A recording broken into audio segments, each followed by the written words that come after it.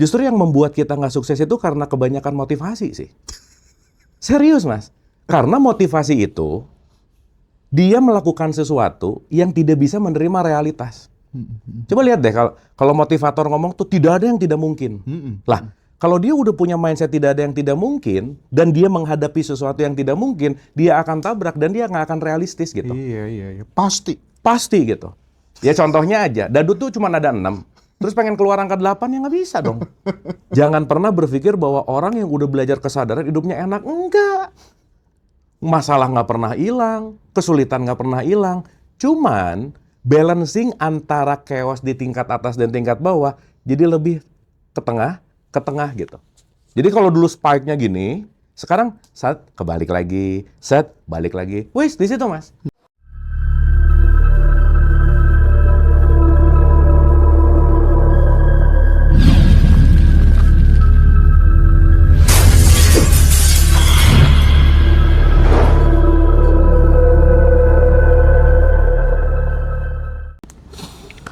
Baik. Assalamualaikum warahmatullahi wabarakatuh. Kang Abu. Assalamualaikum warahmatullahi wabarakatuh. Sehat, Mas? Alhamdulillah. Teman-teman, kita kedatangan Duta Kesadaran Republik Indonesia. Kang Abu. Seneng sekali kalau ketemu sama Kang Abu. Cuman jadi duta nggak dibayar, males Mas. Muridnya MH Ainun Najib gak ada yang dibayar, Kang. Nggak ada yang dibayar. Tapi gara-gara kita ngobrolin MH, aku jadi diundang di KC. Bener? Beneran. Kapan? Bulan ini.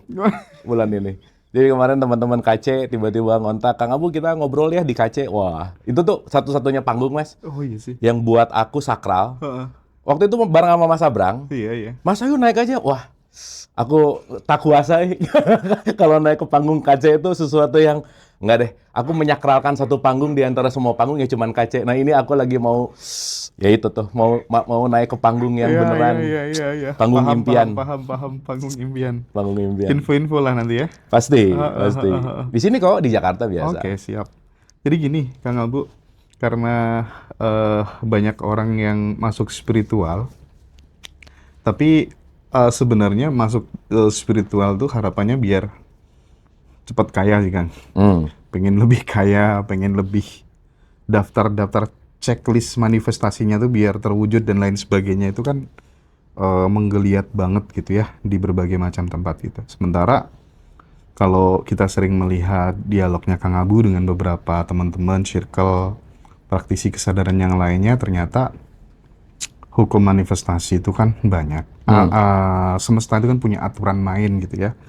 Kita pengen mengulik lebih dalam tentang hukum-hukum alam semesta. Nah, menurut Kang Abu gitu ya, pandangan Kang Abu, hukum semesta itu apakah seperti hukum fisika atau mungkin lebih halus dan lebih dalam dari itu? Pandangan Kang Abu gimana? Ya oke. Saya bicara statistik dulu, Mas. Jadi kalau ada 1.000 orang lulus dari sekolah, kuliah gitu. Jangan lupa bahwa orang sukses itu secara statistik cuma ada 2% gitu. Statistik loh ya, kita ngomongin gitu. Jadi kalau sekarang banyak orang yang nggak sukses, nggak apa-apa kan temennya banyak gitu. Nah sukses di sini juga kan luas gitu loh, Mas. Dalam artian kalau kita bicara dalam konteks sukses itu ukurannya apa gitu. Kaya tuh ukurannya apa gitu. Nah sehingga kalau kita bicara dalam konteks yang namanya hukum yang paling besar itu yang disebut dengan hukum semesta. Nah, saya pengen memotret dulu dari konteks gini, Mas. Ada hukum parsial yang diciptakan oleh kelompok manusia, tapi dia nggak bisa melawan hukum yang diciptakan oleh sang pencipta. Gitu. Makanya saya bilang bahwa hukum Islam misalnya, fikih Islam gitu misalnya, kan belum tentu selaras dengan hukum semesta gitu misalnya. Hukum yang diciptakan kita sendiri, secara mau itu moralitas lah atau apapun itu kan belum tentu selaras dengan hukum yang namanya hukum semesta gitu. Makanya saya memahami bahwa setiap jalan pembelajaran kita mau lewat agama, mau lewat budaya, mau lewat apapun sains gitu, pada dasarnya adalah menyelaraskan kita dengan hukum semesta ini gitu. Nah makanya si hukum semesta ini setidaknya bisa dirangkum dalam beberapa bahasa lah gitu intinya. Nah yang pernah saya kaji dan pernah saya pelajari bahwa kita sepakat lah ya, ada yang bilang 7 hukum semesta, ada yang bilang 12 gitu, ada yang bilang 20. Itu sih saya rasa konteksnya nanti bisa pengembangan gitu. Cuman saya mengawali dari satu Mas, bahwa hukum semesta nomor 1 itu disebut the law of oneness namanya. Oneness itu adalah satu kesatuan. Kalau kita bicara, saya pinjam dari bahasa teologi bahwa Tuhan itu atau ya sang pemilik atau pencipta itu adalah sumber, kita semua ini bagian dari sumber itu. Bahwa saya, Mas Hendra, semua yang ada di sini, kita tuh sumber yang sama gitu.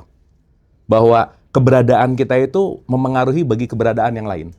Jadi kalau kita mulai menyadari the law of oneness, kita mulai menyedikitkan sekat-sekat antara suku, bangsa, ras, agama gitu.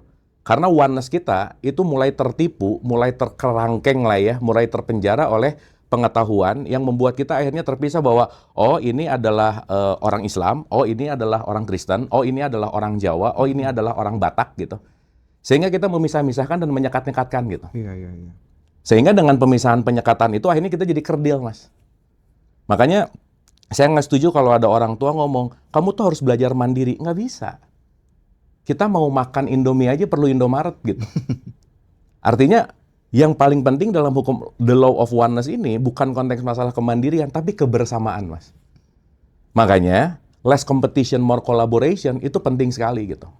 Alih-alih kita berkompetisi, yang lebih baik adalah bagaimana kita berkolaborasi gitu.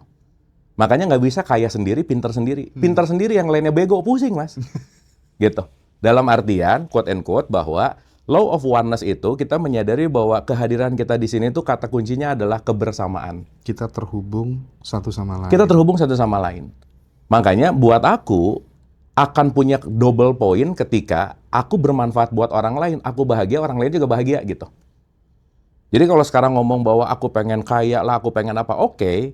Tapi kalau kita melihat dalam konteks yang namanya oneness ini, semua konteks itu terjadi karena apa? Karena yang namanya kolaborasi gitu.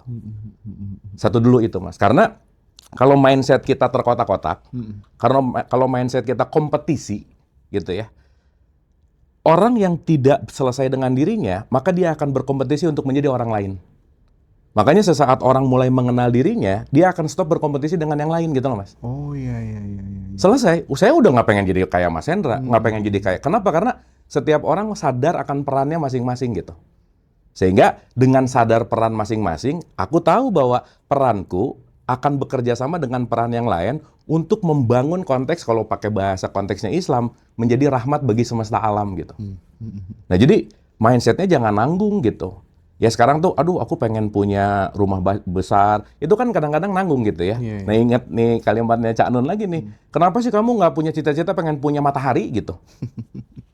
Nggak pengen punya semesta gitu kira-kira. Nah dalam artian, semua kapabilitas apa yang terjadi pada diri kita tergantung kesempitan mindset kita gitu. Jadi nomor 1, itu disebut dengan yang namanya the law of oneness gitu. Nah, yang kedua, karena kita tahu bahwa kita adalah energi, kita adalah vibrasi dan frekuensi salah satunya, maka hukum yang kedua itu adalah hukum energi, frekuensi, dan vibrasi. Mau nggak mau, suka nggak suka, bahwa konteks semuanya dipersatukan oleh vibrasi dan frekuensi gitu. Nah artinya, di situ nanti kita ngerti bahwa keselarasan energi kita, bagaimana kita memvibrasikan, di mana level frekuensi kita, itu yang akan menentukan kualitas kita. Sehingga kalau kita tidak mempelajari energi, vibrasi, frekuensi, salah satunya, kita lupa bahwa keterhubungan itu gelombang sebetulnya. Kita ngobrol tuh kan bukan masalah suara gitu. Tetapi di mana frekuensiku berbicara, itu yang akan memengaruhi gitu. Makanya bukan masalah bunyinya, tapi kualitas bunyi itu datang dari vibrasi dan energi dan frekuensinya. Nah maka hukum yang berikutnya itu disebut hukum proyeksi. Maka aku memproyeksikan sesuatu yang di luar aku gitu. Jadi kalau misalnya menyadari bahwa di dalam diri kita ini adalah proyektor yang memproyeksikan apapun itu akan menjadi gambar di sekeliling kita gitu. Mempengaruhi realitas. Pasti. Karena seluruh ini adalah layar-layar proyeksi kita gitu. Makanya kalau ada kata-kata seeing is believing, ketukar sebenarnya. Believing is seeing. Apa yang kamu believe, kamu akan ngelihat terus gitu. Maka kalau kamu believe bahwa, ya gimana enggak Mas, orang dari kecil itu udah ditanam bahwa kalau kamu mau sukses itu harus kerja keras, harus susah dulu, harus mendaki-daki. Ya udah, mindset sukses dia adalah harus kerja dulu, ini dulu, ini dulu. Sehingga dia akan sulit karena dia sudah mengkategorikan untuk menuju sukses gitu. Artinya misal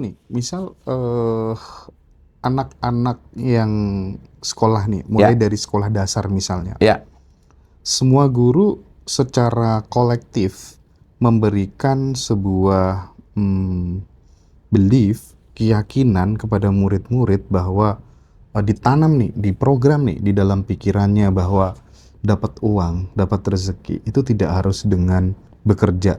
Cukup misalnya kamu mengerjakan hobi, berkumpul dengan orang-orang yang kamu cintai, tapi bisa mendapatkan penghasilan tak terhingga. Misal, ketika program itu ditanam dengan sangat serius dan di-maintain ya, dirawat sedemikian rupa, bisa jadi ketika dia remaja, ketika dia dewasa nanti, dia akan mendapatkan uang dengan cara yang mudah dan menyenangkan seperti program itu. betul kan tergantung mindset, Mas. Oke. Tapi jangan lupa, kebanyakan di luar kita itu memotivasi, Mas.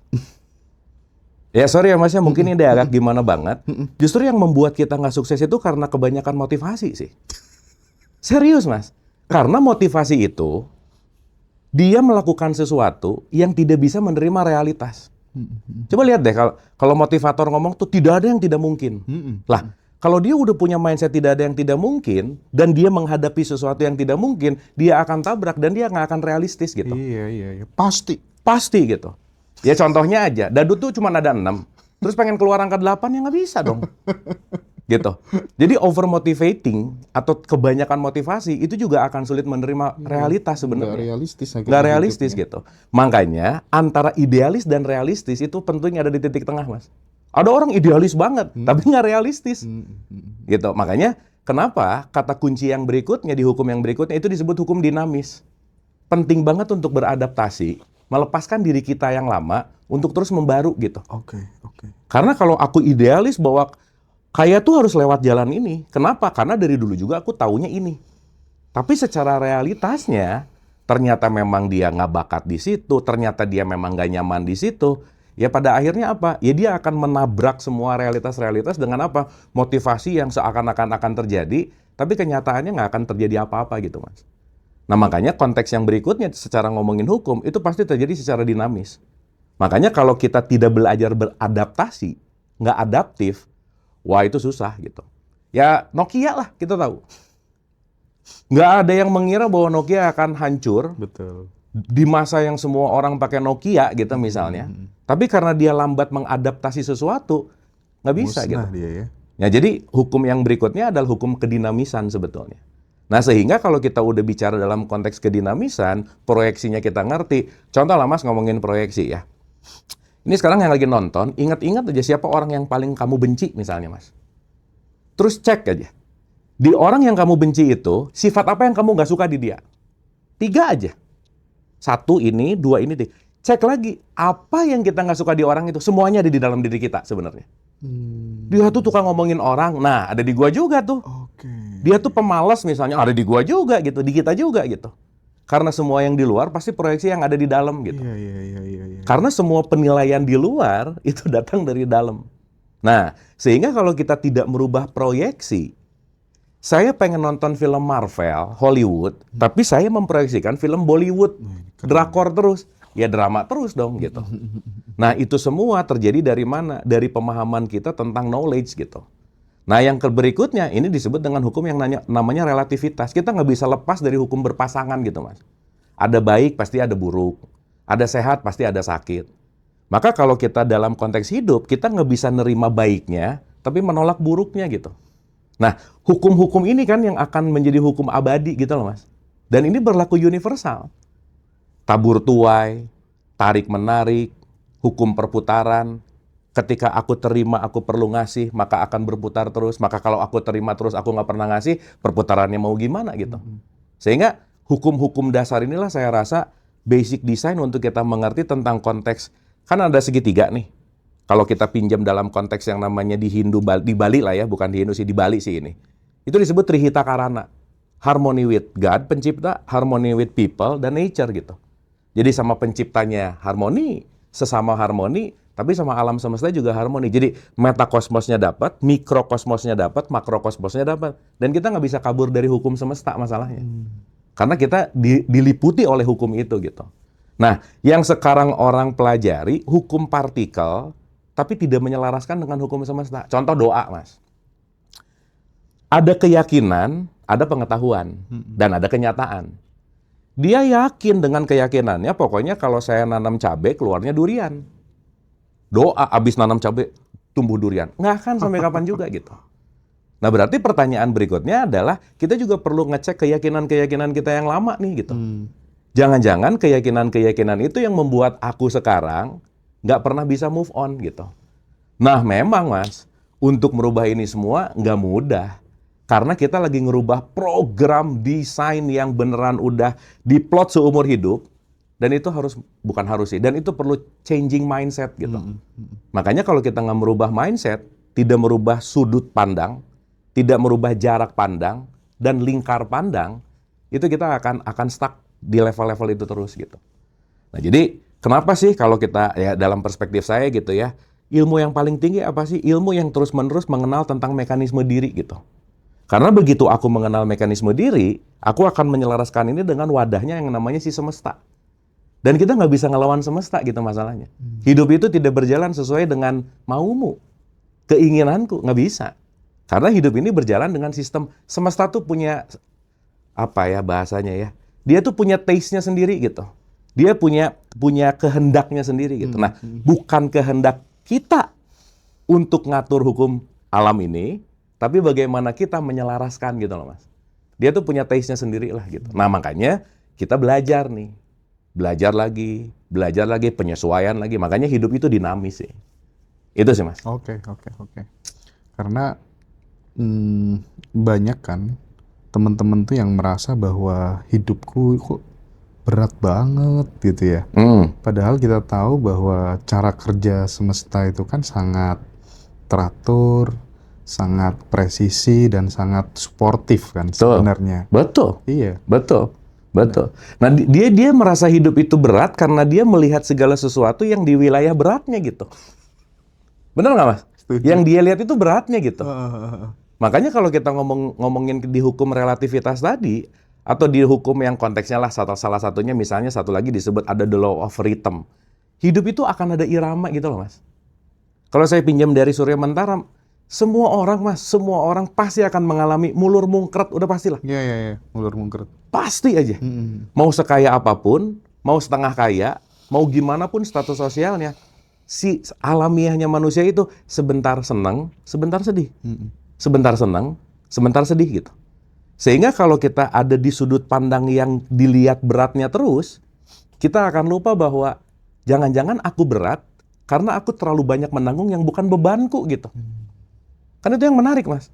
Yang bukan bebannya dianggap memberatkan misalnya. Nah, berat itu juga kan banyak banget gitu variabelnya. Tapi poinnya adalah kalau gini, kuncinya gini.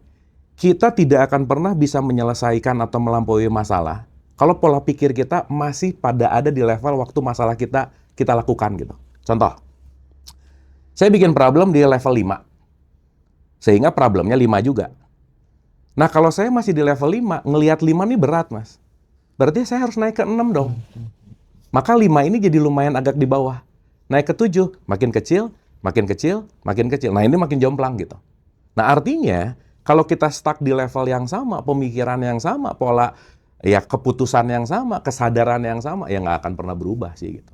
Nah, intinya adalah mau nggak untuk merubah diri. Salah satunya apa? Merubah kebiasaan. Iya, itu yang paling berat sih. Wah, itu PR banget. Karena kebiasaan itu udah jadi 98% software kita, Mas. Betul.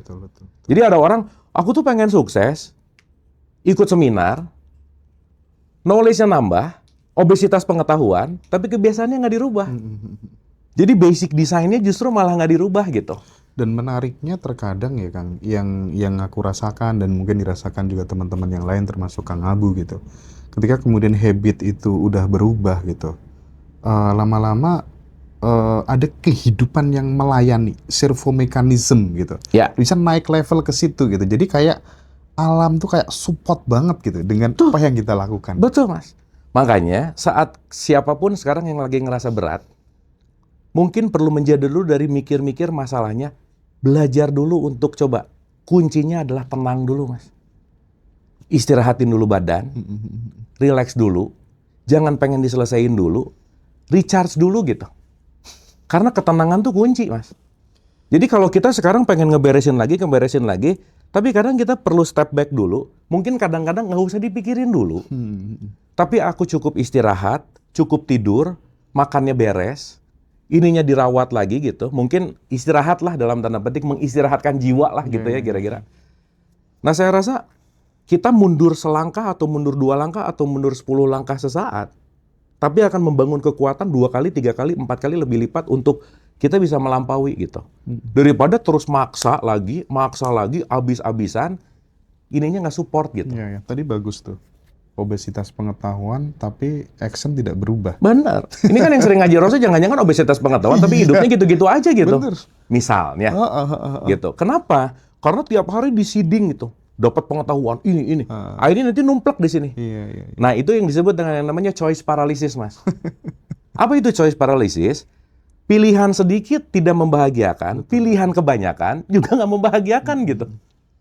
Sudah tahu kan, orang tuh sebenarnya settle dengan sendiri ketika kemudian ya dia berbuat baik secara random, punya skill memaafkan, terus kemudian bisa mengontrol dan menahan marah, emosi gitu ya. Betul. Tapi hanya mentah di tataran wacana aja. Betul. Nah, anyway, di setiap konteks apapun, sorry ya, kalau kita ngomongin sukses, orang yang sukses adalah orang yang bisa nerima keadaan saat ini. Udah itu aja, Mas. Oke. Sorry ya, orang mau sekaya apapun, aku tuh punya, mungkin aku pernah cerita, aku cerita ulang sedikit aja ya. Aku pernah diundang sama satu orang, begitu masuk garasinya aja udah ada Lamborghini, Porsche. Wah, udah Mas. Itu kalau urusan uang, udah aja. Tapi problemnya satu, susah tidur, Mas. Yang pernah aku cerita loh. Iya. Begitu dia ngomong, Mas aku tuh pengen banget tidur kayak orang-orang di jalanan itu tuh nyenyak banget gitu. Sementara orang-orang yang di pinggir jalan yang ngeliat orang ini dia kayaknya enaknya punya Lamborghini, dia juga nggak tahu gitu. Iya. Artinya apa? Semua orang hari ini lagi tidak tahan dengan kondisi kekinian. Dia nggak betah dengan kondisi saat ini gitu. Jelas-jelas di depannya tempe, pengennya wagyu gitu. Stres udah gitu. Nah, berarti kan poinnya adalah selain dari kita menambah pengetahuan, tapi adalah bagaimana kita menerima realistis kejadian dan saat ini apa sih yang sedang terjadi, belajarlah untuk diterima gitu, Mas. Meskipun lebih enak gak bisa tidur di dalam Porsche ya. Oh iya sih. Ya, tidur di dalam Porsche sama di Metro Mini kan beda ya. Tapi soal ini Kang Agu, mekanisme energi pantulan tadi itu penjelasannya gimana ya? Karena kan banyak orang bilang semesta itu memantulkan getaran kita gitu ya. Betul. Nah itu gimana? Elaborasinya gimana? Gini Mas, kita tuh kalau dalam konteks energi gitu ya, ada di heartmath.com gitu, itu salah satunya yang pernah bicarain namanya Greg Braden lah. Dia tuh Greg Braden itu yang nulis the Matrix of Divine gitu, the Divine Matrix gitu. Kita tuh kalau dalam konteks apapun, kita tuh punya medan elektromagnetik, itu adalah medan energi lah gitu Mas. Jadi sebelum aku sama Mas Hendra ngobrol, yang ngobrol duluan tuh energinya gitu. Oke. Gitu Mas. Maka yang jauh lebih jujur dalam konteks kehidupan, itu adalah vibrasi. Ya kita tahu bahwa bahasa itu banyak bohongnya kan. Orang sejak kenal bahasa, dia akan mengungkapkan sesuatu tidak seapa adanya. Oke. Makanya bahasa menciptakan narasi. Gitu. Nah, sehingga kalau kita peka terhadap gelombang, kita peka terhadap vibrasi, contoh nggak usah jauh-jauh Mas. Kita bisa dengar orang, omongannya manis, tapi vibrasinya mau nipu gitu. Kalau kita peka terhadap vibrasinya, kita akan tahu mana, kayaknya kerja sama orang ini oke deh, kayaknya kerja sama orang ini nggak oke deh, kayaknya nggak cocok gitu. Nah, diawali dengan kita peka terhadap rasa itu, kalau kita ngomongin dalam perspektif ini gitu ya, kita akan mulai menyadari bahwa saat kita peka terhadap energi, vibrasi, frekuensi, kita akan mengalir dengan apa yang sesungguhnya terjadi gitu loh Mas.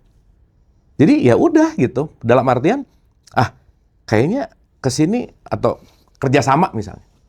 Banyak orang yang ketipu karena ya itu tadi, iming-iming bahasa, iming-iming keuntungan, tapi ternyata vibes-nya nggak oke gitu. Ketipu deh gitu kira-kira. Bener nggak, Mas? Enak banget ya. Tapi nggak apa-apa ya, ketipu kan belajar ya. Iya. Belajar untuk kita. Ingat, sesuatu yang hilang dari kita berarti dia lagi menyediakan wadah yang lebih besar untuk dimasukin sesuatu yang lebih baik gitu. Mantap, iya sih. Gitu. Poin-poinnya ada di situ. Nah, makanya jadi Itu hanya bungkusnya aja lah. Habis ini ada enggak, itu permennya buat gitu ya. buat nyeneng-nyenengin aja sih. Biar nggak sedih-sedih amat gitu. Ya, kadang-kadang kan kita perlu quotes-quotes yang filosofis buat Iya, nyeneng iya, kek bener, gitu loh. bener, Buat bener. nyeneng-nyenengin aja gitu. Oke. Tapi anyway, kalau kita nggak pernah mengalami, kita nggak tahu rasanya. Iya sih kan. Dan pengalaman itu kenapa belajar hidup, kuliah hidup itu mahal sekali sih, Mas. Iya kan. Iya. Gitu, kalau kita mau bicara dalam konteks yang namanya ya nominal dolar lah, rupiah, ya akan banyak itu yang akan menjadi mahal dalam konteks belajar hidup gitu. Oke. Itu gitu poinnya. Nah, jadi balik ke pertanyaan Mas Hendra tadi bahwa saat kita peka terhadap vibrasi, saat kita peka terhadap kondisi, kita akan memutuskan lebih clear, Mas. Nah, yang menarik adalah kepekaan itu akan lebih baik kalau jiwa kita tenang. Balik lagi ke situ, Mas. Jadi tenang tuh kunci, Mas. Nah, ini kan kalau kita mau ngomongin mekanisme, ketenangan datang dari emosi. Emosi itu datang dari bagaimana partikel tubuh. Partikel tubuh ini datang dari 50 triliun sel yang bla bla bla bla panjang gitu. Disingkat dalam agama, wes zikir aja. Iya. Kamu nggak harus ngerti dulu mekanisme, tapi kamu zikir dulu. Kenapa? Tenang dulu gitu. Begitu kamu tenang, semuanya oke. Nah, cuman akhirnya jadi, dengan zikir 1000 jadi kaya gitu loh, Mas.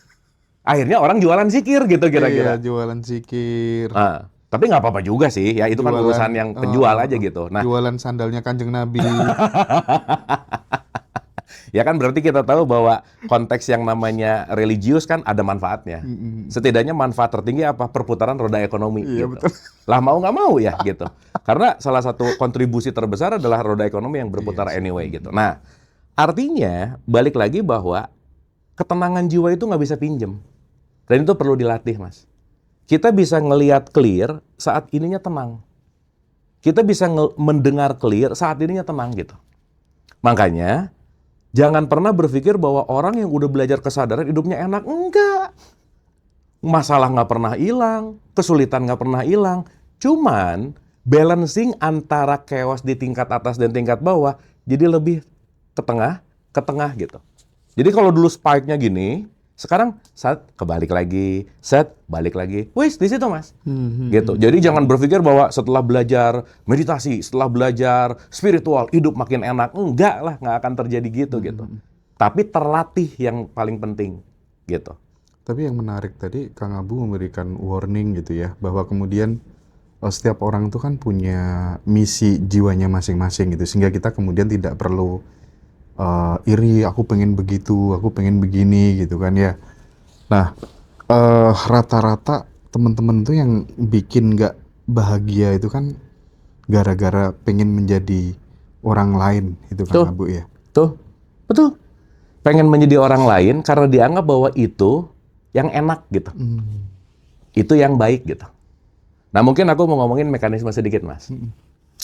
Sadarilah bahwa jiwa kita itu adalah perekam ulung, Mas.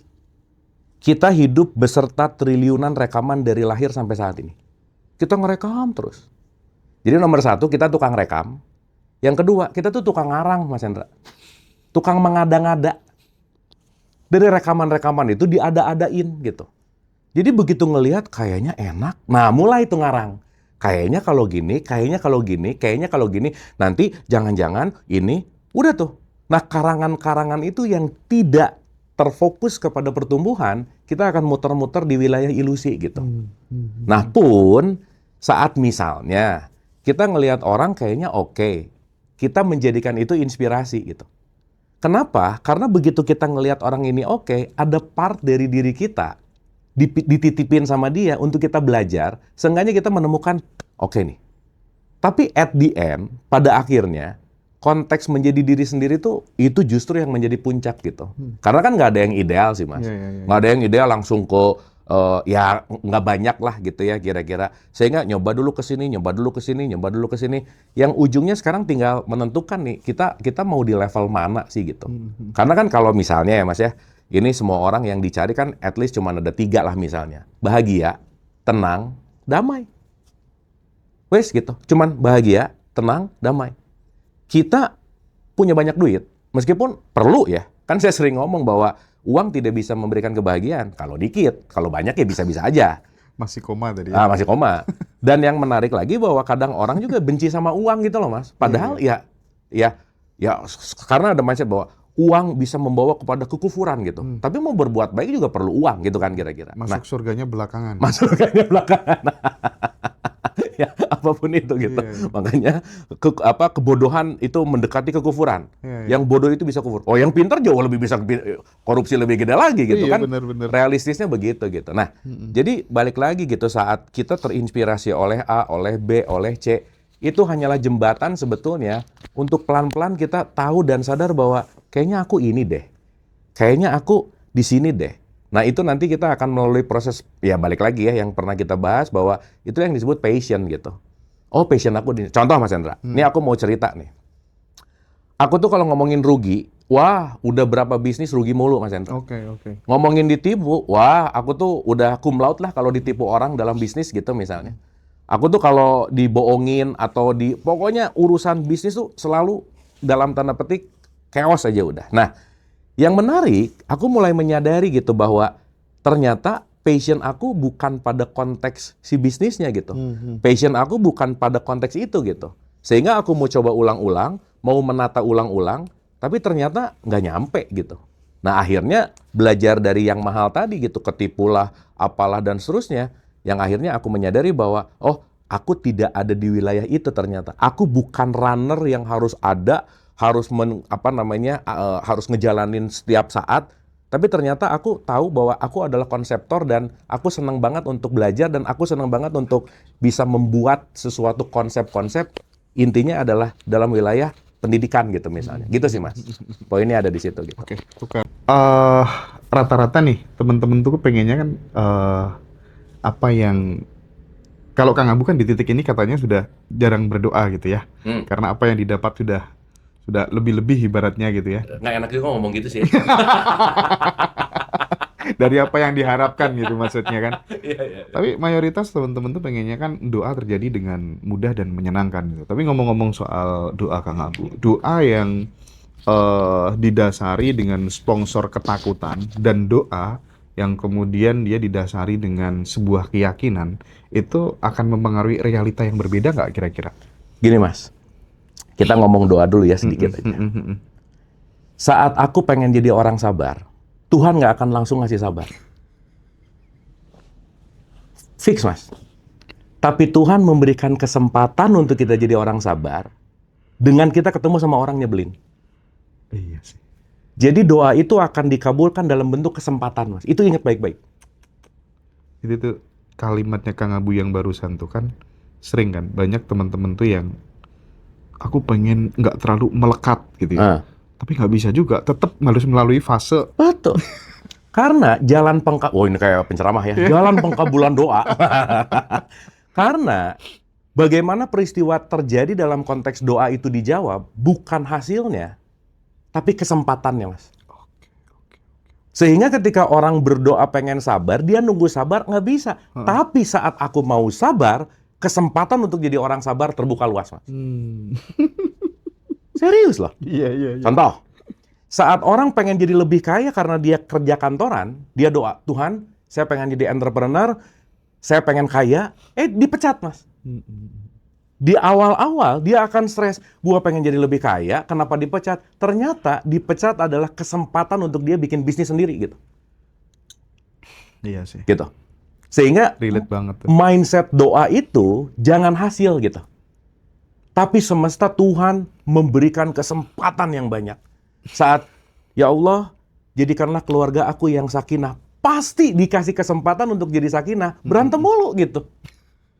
Kenapa? Belajar untuk saling mencintai. Iya. Belajar untuk saling menerima perbedaan gitu. Nah, yang menarik adalah, kalau saya ngomongin gini sih Mas Hendra. Orang tuh ada yang resolusi rendah, dan ada yang resolusi tinggi nih. Kalau orang di resolusi rendah, dia ngelihat hasil. Mana nih sabar? Mana nih kaya? Tapi kalau orang di resolusi tinggi, begitu dia doa, dia akan melihat kesempatan yang datang yang bertubi-tubi sebenarnya semesta ngasih jalan. Ya ini kalau mau pakai bahasa lebaynya ya, saat kita pengen, udah ada hasilnya Mas. Ya Allah, saya pengen kaya, udah ada. semesta langsung ngasih kesempatannya. Nih, pertanyaannya, mau nggak melampaui kesempatan itu gitu? Nah, jadi garis bawah tanda seru dulu ya. Satu, bahwa jawaban doa itu bukan hasil, tapi doa akan diberikan hasilnya, bentuknya adalah kesempatan.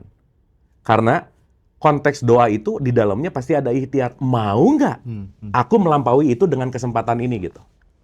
Nah, sekarang berkaitan dengan vibrasi nih. Balik lagi ke hukum tarik-menarik. Apa yang kita proyeksikan akan kembali, Mas. Mau nggak mau. Jadi saya, ya bukan gimana ya, gini. Belajarlah untuk berdoa dalam keadaan tidak sedih justru. Karena begitu, ya Allah, Tuhan aku tuh ini. Itu omongan kita datang dari frekuensi yang rendah, yang akan datang juga frekuensi rendah. Oke. Enggak, sekarang gini, contoh nih, contoh. Ya. Kang Abu duduk di situ. Terus di sini ada Habib Bahar bin Smith. Dia lagi makan. Ada Muhyiddin sedang antri untuk memakan sisa makanannya Habib Bahar. Kan kalau orang Jawa gilani kayak gitu ya. Respon dalamnya gimana melihat hal kayak gitu? Kalau saya kan terus terang cowok goblok gitu kan ibaratnya. Nah, kalau Kang Abu gimana cara ngerespon di dalam yang baik supaya nggak mempengaruhi vibrasi kita gitu? Ya, pertama nggak kenal, Mas, jadi nggak, ya udah aja sih gitu. Kan nggak kenal juga ya. Yang kedua, mau kita ngelihat itu gila nih, mau kita ngelihat itu bagus, bukan itunya. Tapi aku memberikan makna terhadap itu. Karena aku melimitasi bahwa yang bagus itu adalah seperti ini. Dan aku sadar bahwa penilaianku, sudut pandangku nggak bisa sama dia. Kenapa? Narasinya dia dan narasiku beda. Nah, disitulah aku melatih diri untuk gini loh, Mas. Ada 2 poin nih. Ada hal privasi dan ada hal publik. Kalau orang ribet urusan privasi, selesai udah. Sorry ya, kalau gini Mas. Kita ngomong ke basic structure dulu, engineering nih ya. Engineering itu perlu banget. Sadarilah bahwa 99% otak kita itu kaitannya sama emosi, Mas. Jadi kenapa emosi itu lebih dikedepankan daripada nalar kritis gitu.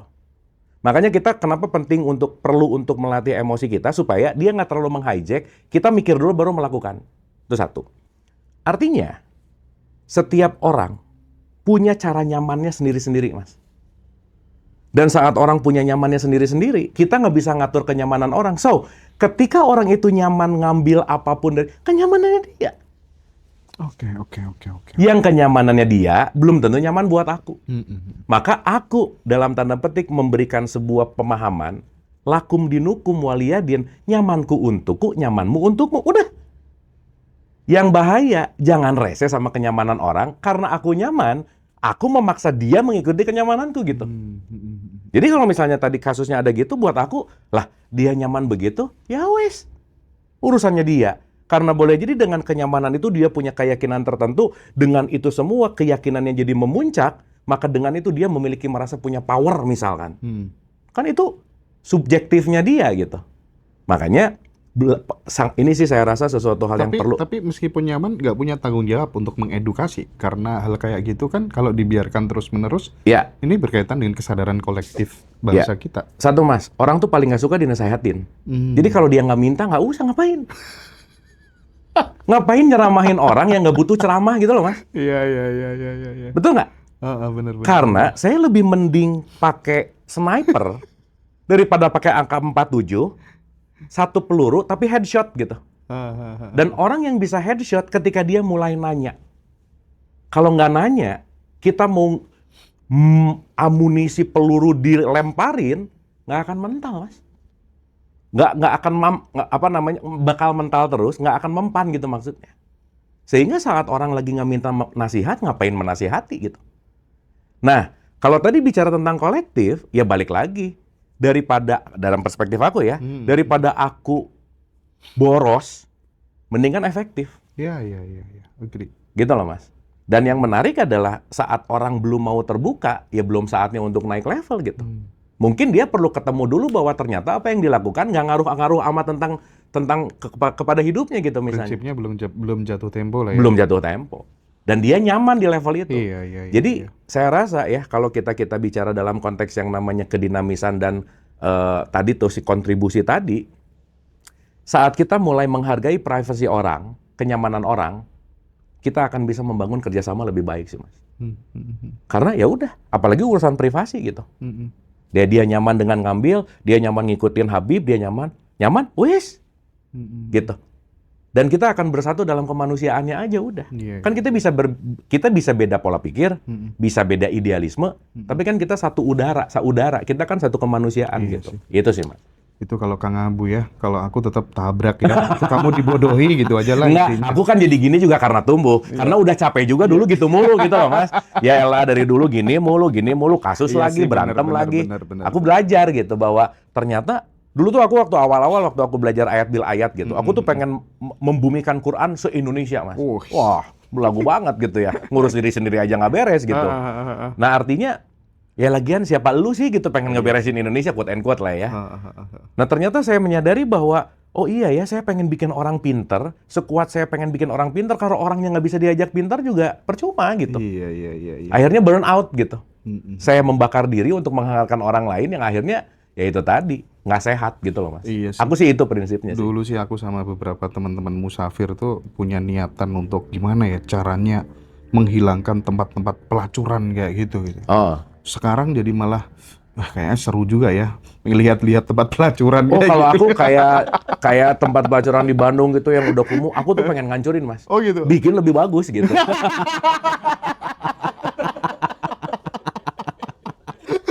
Ya kan kalau kumuh nggak enak ya. Kalau lebih bagus kan lebih enak gitu. Gitu sih intinya. Aduh. Oke Kang, kembali ke soal vibrasi tadi. Bisa dideteksi nggak kira-kira pada saat vibrasi kita itu sedang sinkron dengan semesta atau jangan-jangan sedang bertabrakan? Itu cara ngedeteksinya gimana nih? Kalau kita lagi flow, Mas, itu melakukan apapun nggak ada beban. Bahasa prinsipnya kalau di dalam Tao Te Ching itu namanya Wu Wei. Wu Wei itu not forcing anything. Oke. Dia ngalir gitu. Nah, jadi saat ada berat, saat ada nggak nyaman, saat kelihatan agak mendorong, intinya gini, sesuatu yang dilakukan karena terlalu, gitu ya, mati-matian banget. Nah, itu udah keluar dari Wu Wei itu, gitu.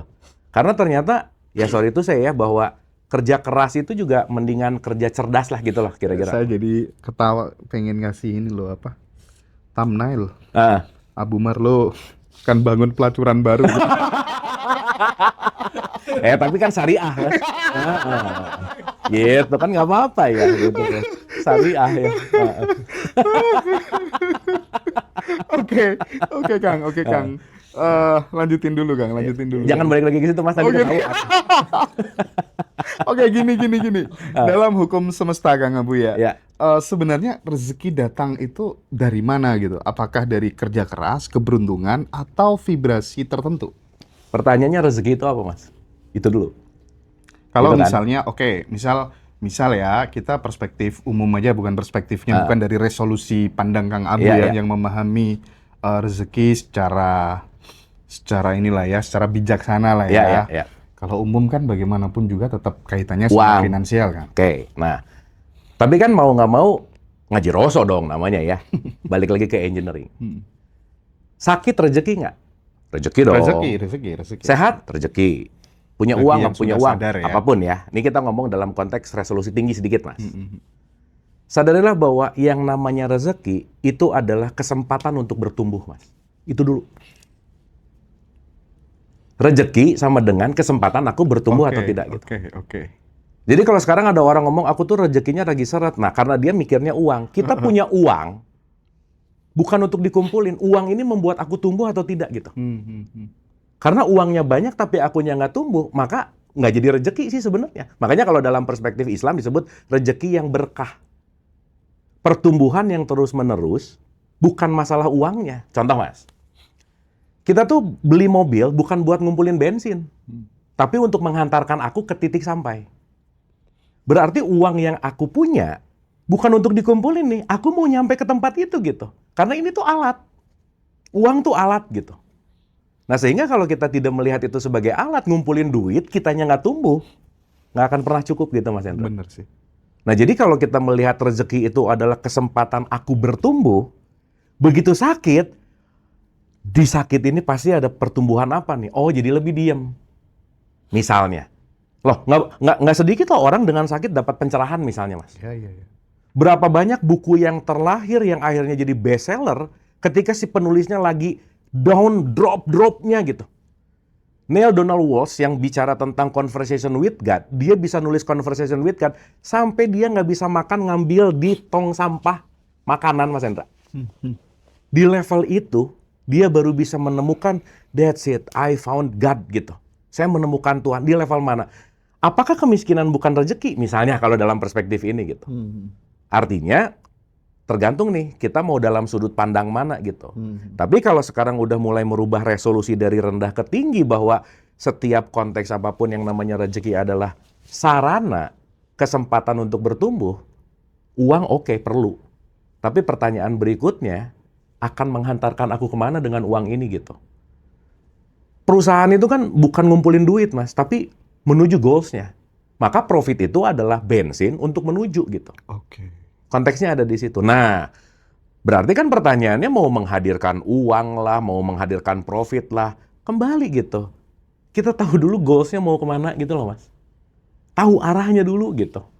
Meskipun untuk tahu gitu kan balik lagi. Ya sekarang mau nggak mau kita ngomong realistis lah. Sekarang ngomong daki-daki lah tentang ini. Tapi sekarang kan urusannya perut lapar. Token listrik bunyi mulu gitu misalnya, gimana? Kan kita akan mencari sesuatu yang shortcut dan cepat kan gitu kira-kira. Nah, berarti kan apa yang bisa kita lakukan terbaik saat ini? Do it gitu. Tapi poinnya jangan lupa untuk meningkatkan resolusi. Kenapa? Karena kalau kita ada di wilayah butuh terus dalam tanda petik, sulit terus dalam tanda petik, kita akan muter di level itu terus gitu loh, Mas. Di situ lagi, di situ lagi, di situ lagi, berarti balik lagi. Seiring dengan bekerja, seiring dengan ikhtiar, dinaikin juga tuh si kualitas, quote and quote, kapasitas si pemahamannya gitu. Karena ya segala sesuatu yang datang tergantung wadah, Mas. Mau pengennya 100 liter, wadahnya cuma seliter, ya tetap akan seliter gitu. Nah, meluaskan wadah, gimana caranya? Meluaskan pola pikir, mengganti circle. Siapa tahu yang membuat kita kere terus karena circle-nya kere hore gitu sekarang. Quote and quote gitu ya. Itu hukum apa, Kang Abu? Karena gini, banyak sekali teman-teman yang bijak itu ngasih nasihat, ya kalau pengen bertumbuh, sahabatnya harus diubah, circle-nya harus berubah. Betul. Karena akan ada transform. Nggak tahu itu kalau dilihat dari perspektif vibrasi atau apa? Hukum semesta yang mana kira-kira? Gini, kalau kita ngomongin satu jelas itu frekuensi, Mas. Tetapi dengan merubah circle berarti satu, merubah apa yang kita dengar, merubah apa yang kita lihat, merubah apa yang kita pikir. Di mana pendengaran, penglihatan, hati, akal, pikiran akan menjadi software kita. Jadi softwarenya update gitu. Ya gini lah, Mas. Orang tuh pengen punya uang miliaran, tapi begitu ngebayangin miliaran aja nggak siap gitu. Iya sih, Kang. Kayaknya enak deh 9M. Terus kamu begitu dengar 9M gimana? Kayaknya nggak. Wah udah kalau di ininya aja udah reject. Loh nggak mudah loh, Mas. Sekarang kayak aku tuh pengen M dan seterusnya lah gitu. Tapi emang ininya belum siap, wadahnya belum siap. Iya sih. Tetap aja gitu. Dia pertama kali dapat 5M belum siap, ya collab juga. Collab juga. Iya. Pasti, Mas. Kenapa? Karena ya itu tadi. Dia tidak menjadikan 5M itu buat meningkatkan resolusinya gitu. Artinya bahwa hardware itu Tuhan yang kasih. Software manusia yang install sendiri. Gimana, sorry? Hardware itu Tuhan yang kasih. Otak semuanya Tuhan yang kasih ya. Software manusia harus install sendiri dong berarti. Dengan belajar, dengan memperluas circle. Ya oke. Gini. Si hardware itu kan sebetulnya perangkat keras yang dimana dia bisa akan berfungsi. Itu kan konteksnya adalah terjadi gitu, Mas. Perangkat dasar. Ya sebenarnya kan kalau mau ngomongin Tuhan yang kasih kan semua juga dari dia kan, dalam tanda petik gitu. Tetapi yang terpenting adalah programnya. Semua orang bisa punya handphone. Berarti mind make kan itu? Kenapa? Mind make kan berarti. Betul. Makanya disitulah kelebihan manusia. Karena kita bisa menentukan apa yang mau kita install. Singa, Mas, karena dia nggak punya bahasa dan nggak ngomong, mau ngedidik anaknya harus dari nol lagi. Tapi karena kita punya narasi itu yang dilanjutkan gitu. Nah berarti kan konteksnya adalah apapun yang kita install itu adalah pilihan sebenarnya. Meskipun, Mas, instalan awal kita nggak bisa nolak. Karena instalan awal itu given. Dilahirkan di mana, lingkungan yang siapa, itu kita nggak bisa nolak. Makanya kita tuh dipahat sama faktor eksternal, Mas. Apalagi orang tua. Orang tua tuh sibuk banget mahat anak, tok tok tok tok tok tok tok tok tok, pengen gini. Padahal nggak sesuai benihnya gitu. Iya. Nah, saat dia sadar bahwa pahatan aku selama ini nggak sesuai dengan benihku, aku harus memahat ulang diriku. Nah, memahat ulang yang udah mematung, PR banget, Mas. Tapi bukan nggak bisa. Pertanyaannya sih sebenarnya begini, kayaknya susah. Bukan susah sih, mau nggak? Kata kuncinya di mau atau tidak gitu. Itu sih. Nah. Saya tuh suka dengan circle-nya Kang Abu, Mas Sony, karena apa ya, tidak hanya mengajari tentang hidup itu harus banyak memberi, tapi memang benar-benar melakukan gitu loh ya. Bahwa beberapa kali gitu aku dikasih tahu sama kru, kemarin dikasih uang sama Kang Abu. Lu ngomong-ngomong lagi. Nah, maksudku gini kan, peran syukur, peran sedekah, peran melepaskan, itu seberapa besar ya kontribusinya terhadap kehidupan yang mudah yang kita jalani, itu gimana? Aku tuh selalu menantang diri, Mas. Jadi aku tuh latihan gini. Kalau aku mau ngasih, aku pegang dulu, begitu ngasih ada gini nggak gitu. Berarti kalau ada gini masih berat nih. Ada gini masih, ini latihan aku ya. Iya. Sampai aku tuh kalau ngasih parkir tuh sekarang udah mulai nggak berat ngasih 100.000, Iya. 50.000, ngasih 200.000. Itu tuh sesuatu hal yang buat aku sekarang gitu ya. Itu bukan urusan ratus ribunya, bukan. Dan itu bertumbuh sih, Mas. Dan itu bertumbuh. Artinya, saat aku mulai melepaskannya ringan, berarti aku akan mendapatkannya juga ringan gitu loh, Mas. Setuju banget. Gimana aku mau mendapatkan ringan kalau aku melepaskannya berat gitu? Itu buat subjektif ya. Tapi ini saya rasa terjadi sih. Bahwa latihan untuk melepaskan dengan keringanan, maka aku akan mendapatkan. Mas, aku mau cerita nih, ketololanku nih. Aku pernah ditipu, Mas. Dan ditipu itu dengan kesadaranku lagi. Dengan kebegoan aku gitu. Aku pernah, karena waktu itu nggak bisa top up salah satu kartu untuk masuk tol, aku curhat di Twitter. Ini nih bank tertentu nih gini. Masuklah DM. Yang aku nggak ngeliat, disangka itu adalah dari bank official. Nelpon. Karena lagi panik, lagi bego, diikutin, itu aku semalam habis 120 juta, Mas. Itu padahal tiap hari ngomong kesadaran, apret banget lah gitu ya. Kalau lagi apes mah apes aja gitu. Serius, Mas. Serius gitu. Gitu, 120 juta itu orang, aku dengan begonya ngasih ini pinnya, ngasih ininya, dan santai gitu. Santai banget gitu. Nah, tapi pelajaran buat aku saat itu, Mas, ya, pelajaran aku. Kalau hal itu terjadi 5 tahun yang lalu, aku bisa sakit 2 bulan. Tapi saat itu, Mas, begitu hilang dengan kebegoan aku, dengan ketololan aku gitu, begitu hilang, udah selesai, aku cuman perlu waktu 10 menit untuk kembali ke happy, Mas. 10 minutes. Iya. Bufferingnya kesel. Gitu loh, Mas. Dan aku mulai menyadari bahwa oke, ya udah, ini udah hilang. Ini udah lepas karena konsekuensi. Ya nggak usah dikait-kaitin sama karena dosa lah, karena apa gitulah kira-kira. Karena aku bego aja pada saat itu, karena aku lengah dan aku harus belajar. Di situ udah mulai tenang, aku nelpon istri, aku nelpon teman-teman gimana dan lain-lain. Tapi aku mulai menyadari dan aku mulai bahagia. Kenapa coba? Yes. Aku sedihnya cuma 10 menit. Jadi 120 juta hilang untuk ngecek tingkat aku mau melepaskannya gimana. Jangan ngajar aja, kamu praktek gitu ya. Praktek. Tapi menariknya, Mas, nggak lama, Mas. Bisa dapat 10 kali lipat. Ya, tahu. Gitu. Nah, berarti sekarang buat aku nih, lewat pergi, wes lah. Gitu. Dan ya bagiku gitu ya, ketika aku belajar untuk ngelepas, buat aku itu adalah melepaskan supaya ketenanganku jauh lebih penting daripada kekhawatiranku akan masa depan gitu loh, Mas. Setuju. Karena pada saat itu ketika aku tenang, ide, Mas. Udah. Ya wes nih. Oh gini ya ternyata di saldo 0. Misalnya. Gini ya di saldo kayak sama sekali gitu. Tapi ternyata mau hari ini 120 juta ada di rekening, besoknya aku cuma disisain 200.000, ingat banget. Tetap hidup, tetap aman-aman aja.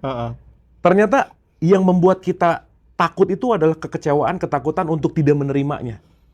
Duh, nanti gimana kalau, nanti gimana.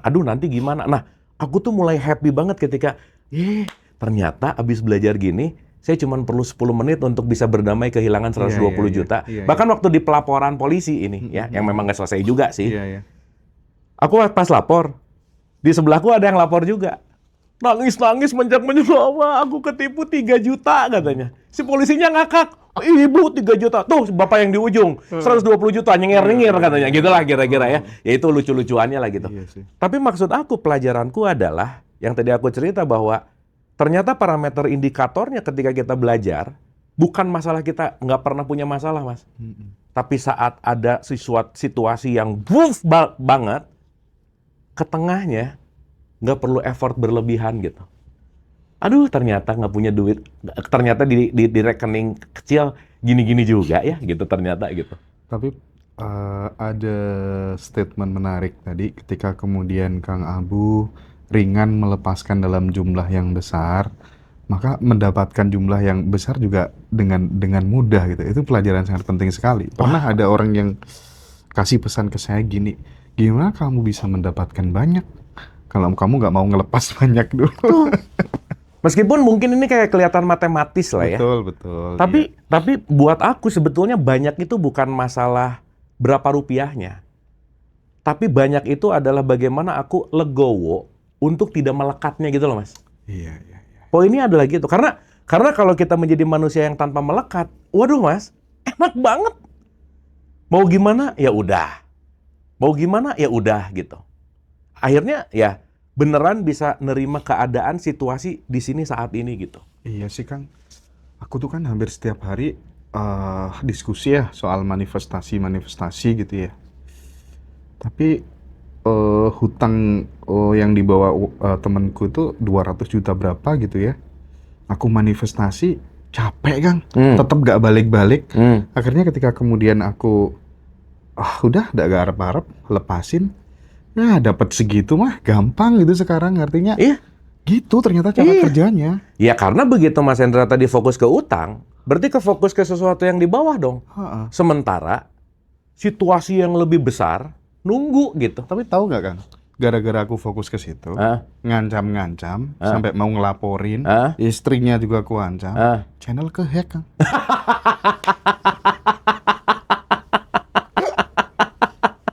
Ya udah ya. Terus gitu pagi-pagi ribut lagi nelpon aku ya. Gini gimana gitu. Wah, itu pagi yang awkward banget gitu ya. Pagi-pagi ngeliat Ngaji Roso, kenapa ini jadi seminar-seminar nggak jelas gini nih channel Ngaji Roso gitu. Ternyata ke-hack gitu. Ya tapi kan belajar ya Mas ya. Iya sih. Balik lagi gitu. Bener. Dan waktu itu aku udah move on lah. Kalau aku tuh sebenarnya udah tatak ya. Tapi melihat tangannya anak-anak kru pada kan gini gemeter semuanya kan, terus melihat keluarga kasihan gitu kan, tapi nggak sampai 2 hari aku move on dan oke lah, aku akan bangkit bikin Ngaji Roso yang baru. Tahu-tahu balik. Iya kan. Dan itu kalau terjadi di Mas Hendra 5-10 tahun yang lalu beda cerita Mas. Bener nggak? Bener banget kan, seperti beda Kang cerita. Abu tadi ya. Beda cerita gitu. Iya sih bener. Itu sih poinnya. Keren banget ya. Jangan banyak-banyak ya, karena makan apa-apa tuh kalau kebanyakan juga nggak enak ya. Cuman nanti temanku Kang Abu yang akan melanjutkan. Jadi nama tempat baru apa nanti yang tadi mau dibangun? Ngaji Roso bagus deh. Ngaji Roso Syariah. Aduh, bagus nanti pakai thumbnail Bagus. Aduh, Abu Marlo akan bangun pelacuran baru. Wah, tempat pelacuran baru. Keren. Kang Abu, thank you. Nanti Matur suwun sangat sama Koleo ya. Makasih. Siap.